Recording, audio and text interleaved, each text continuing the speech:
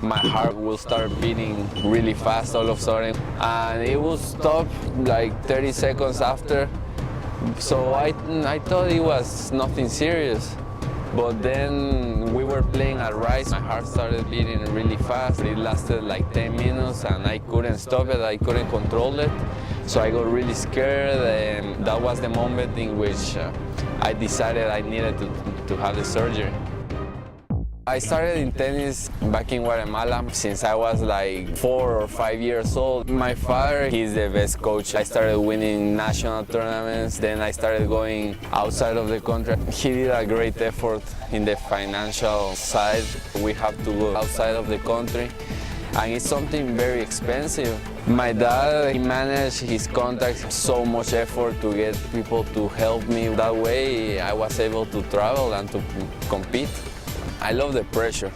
I like the competition. I hate to lose. I think performing well under pressure inside the court, it transfers for my life outside of the court. I first met Wilfredo at the Orange Bowl tournament here in Miami. I realized how good of a competitor he was, and finally we got him here at the University of Miami. Last year he received an academic award, All-ACC Athlete. He's a tremendous student as well. What I've observed about Wilfredo, what makes him a great athlete, not only is he agile, quick, in great condition, he's mentally tough. The training here at the University of Miami is different in the way that here I am with a team. I practice with 7 more players that have a really high level. We have to be very disciplined in order to accomplish good grades and a good level of tennis. Up, down, Wilfredo is an unbelievable teammate. He holds his teammates to a very high standard. He makes them reach that standard, and that's why he's one of our greatest leaders here in the university. Part of the process with our incoming student athletes is they get a pre-participation physical. When we saw Wilfredo's EKG, it was sent to Dr. Robert Meyerberg. We knew that this was something on the EKG that we were concerned about, that this could disrupt his tennis playing. I was concerned, I was a little bit shocked. We had already started our season. He had already played a few matches. We found something on his screening electrocardiogram that identified a syndrome that creates a risk for heart rhythm disturbances. I've had players with this sort of thing where it interferes with their performance, and in rare cases, certain circumstances can actually lead to sudden death. We talked about the things we could do about it, one of which is a procedure where we actually go in and interrupt the tract that causes the heart rhythm disturbance. When they diagnosed I had an arrhythmia, I didn't want to get surgery. We were in the middle of the season and it was my first year. I just didn't want to stop playing. But then after the Rice incident, I got really scared and I decided that was the best thing. He was extraordinarily mature about this whole thing, and I'm pleased to say it was successful.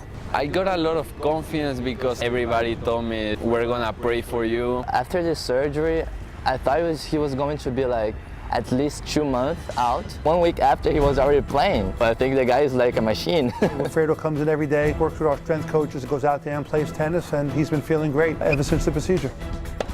Wilfredo was in my sport intro class this summer where he stood out. He was kind, he was pleasant, and the students enjoyed working with him. I like to tell people that everything you do counts. I had troubles before coming here because in high school I thought having C's was okay, but people will look at the effort you put. I'm double majoring in economics and sports administration. My family is from Guatemala. We all live together. I have 2 siblings, 1 brother, 1 sister.